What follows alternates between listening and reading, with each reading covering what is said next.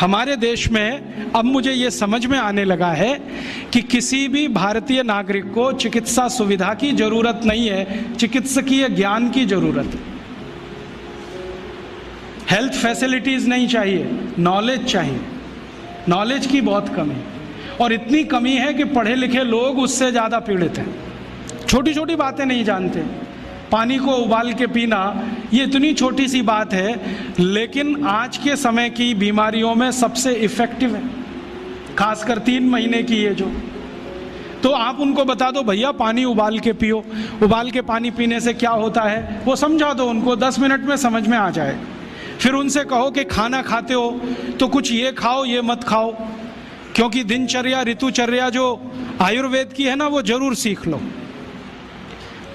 दिनचर्या और ऋतुचर्या जरूर सीखो, आयुर्वेद की बहुत आवश्यक है।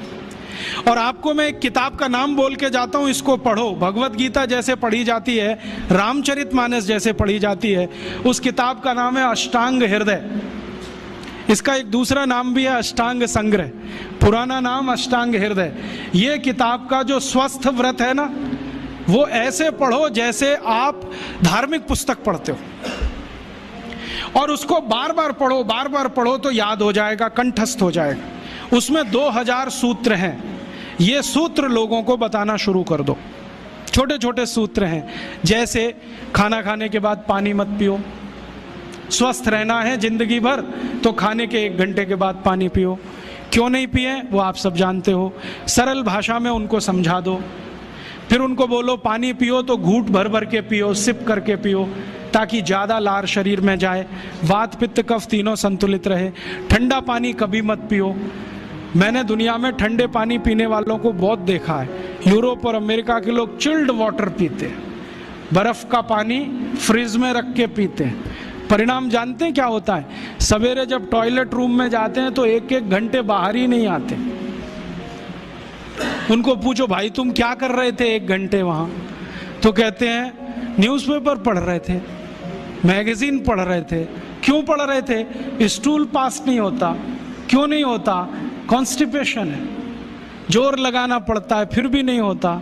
गाना भी गाते हैं मेरे सपनों की रानी कभी आएगी, फिर भी नहीं आती। और अंतिम दुष्परिणाम पता है क्या होता है? उनको पेट साफ तो होता नहीं, तो सांस में से भयंकर बदबू आती है। किसी अमेरिकन यूरोपियन के नजदीक बैठ जाओ, अगर वो लिस्ट्रीन स्प्रे करके नहीं आया तो 1 मिनट नहीं बैठ सकते। हर समय उनको माउथ फ्रेशनर स्प्रे करना पड़ता है, क्योंकि अंतड़ियां साफ नहीं है, कब्जियत है, मल भरा हुआ है, उसमें कचरा जमा है। फिर उनके पसीने में से भी बदबू आती है। क्यों? कब्जियत बहुत है, और पसीने की बदबू दूर करने के लिए डिओडोरेंट स्प्रे करते रहते हैं। और आप तो सब जानते हो कि अगर कब्जियत है तो बाल भी कड़क रहते हैं, तो उन कड़क बाल को सॉफ्ट करने के लिए क्या क्या सब करते हैं। शैम्पू लगाते हैं, शैम्पू के बाद पता नहीं क्या क्या लगाते हैं। ये सब वो जो करते हैं ना, उनकी मजबूरी है, स्टेटस सिंबल नहीं है। इसको अपने दिमाग से निकाल दो कि ये कोई स्टेटस सिंबल है। तो सरल भाषा में समझाओ, ठंडा पानी पीने से ये होता है, मत पियो, समझ जाएंगे। फिर उनको बोलो सवेरे उठो तो सबसे पहले पानी पियो। फिर उनसे बोलो खाना खाओ तो बैठ के खाओ, कभी भी खाना खाओ तो पूर्व दिशा में मुंह करके खाओ, सो तो पूर्व दिशा में। ये अष्टांग हृदय में इतने अद्भुत छोटे छोटी बातें हैं तो संस्कृत में है, लेकिन अब तो उसका हिंदी भी आने लगा है। तो हिंदी ले लो, हिंदी वर्जन ले लो, इसको पढ़ो, बार बार पढ़ो, और ये जाके गांव में सबको बताओ। फिर उनको कहो देखो ये तो है स्वस्थ रहने के लिए, अब तुम बीमार पड़ो तो बताओ तुम्हारी बीमारी क्या है।